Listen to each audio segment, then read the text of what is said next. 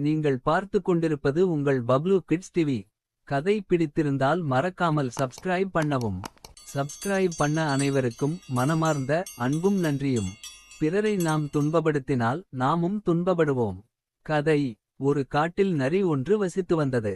அதற்கு எப்போதும் யாரையாவது ஏமாற்றி அவர்கள் ஏமாறுவதைக் கண்டு மனம் மகிழ்வது பொழுதுபோக்காக இருந்தது. ஒரு நாள் கொக்கு ஒன்றை நரி சந்தித்தது. அதனுடன் நட்பு கொண்டது. இருவரும் மகிழ்ச்சியாக வாழ்ந்து வந்தார்கள். ஒரு நாள் கொக்கை நரி தன் வீட்டிற்கு விருந்துக்கு அழைத்தது. கொக்கும் நரியை நண்பன் என நினைத்து அதனுடைய வீட்டிற்குச் சென்றது. கொக்கை கண்டதும் நரி ஒரு தட்டில் கஞ்சியை எடுத்து வந்து கொக்குக்கு உண்ணக் கொடுத்தது. கொக்கு அதன் நீண்ட வாயால் தட்டிலிருந்த கஞ்சியை சாப்பிட முடியவில்லை. ஒரு ஜாடி போன்ற பாத்திரங்களில் இருந்தால் மட்டுமே கொக்கு தன் வாயை அதனுள் விட்டு கஞ்சியை உறிஞ்சி குடிக்க முடியும். கொக்குபடும் துன்பத்தைக் கண்டு நரி சிரித்து மகிழ்ந்தது. அவமானம் அடைந்த கொக்கு நரிக்கு பாடம் புகட்ட வேண்டும் என முடிவு செய்தது. சில காலம் கடந்த பிறகு கொக்கு ஒரு நாள் நரியை விருந்துக்கு அழைத்தது.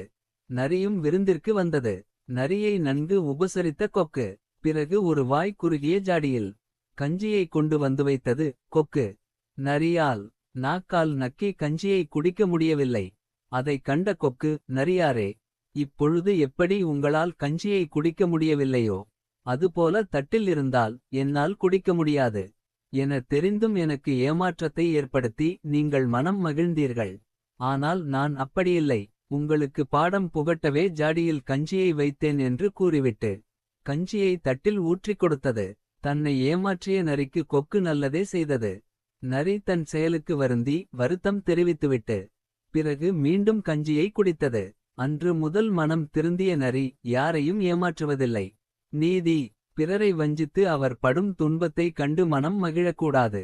மற்றவர்களுக்கு நாமும் முடிந்த உதவிகளை செய்து அதன் மூலம் மனம் மகிழ வேண்டும். நன்றி.